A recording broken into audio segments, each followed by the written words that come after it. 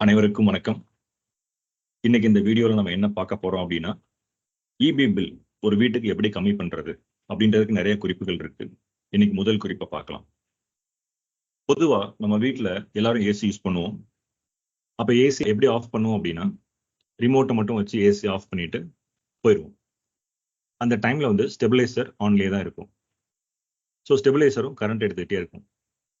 ஒரு நாளைக்கு ஒரு ஸ்டெபிலைசர் எவ்வளவு கரண்ட் எடுத்துக்குதுன்னு பார்த்தீங்க அப்படின்னா, ஒரு யூனிட் ஆஃப் கரண்ட் ஒரு நாளைக்கு ஒரு ஸ்டெபிலைசர் எடுத்துக்குது.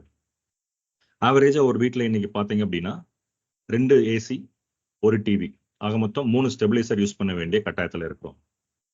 நம்மளோட பில்லிங் சைக்கிள் பார்த்தோம், இபி பில்லிங் சைக்கிள் பார்த்தோம் அப்படின்னா 60 நாள்.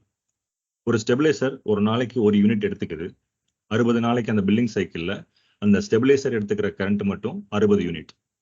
இதே இது 3 ஸ்டெபிலைசர், அதாவது 2 ஏசி, ஒரு டிவி, 3 ஸ்டெபிலைசர் எடுத்துக்கிட்டோம் அப்படின்னா அந்த பில்லிங் சைக்கிளுக்கு 180 யூனிட் ஆஃப் கரண்ட் நம்ம யூஸே பண்ணாம ஸ்டெபிலைசர் ஆன்ல இருக்கிறதுனால மட்டும் பே பண்ண வேண்டிய அமௌண்ட்.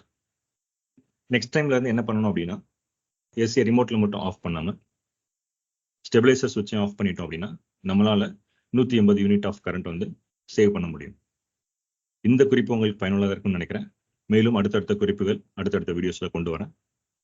நன்றி.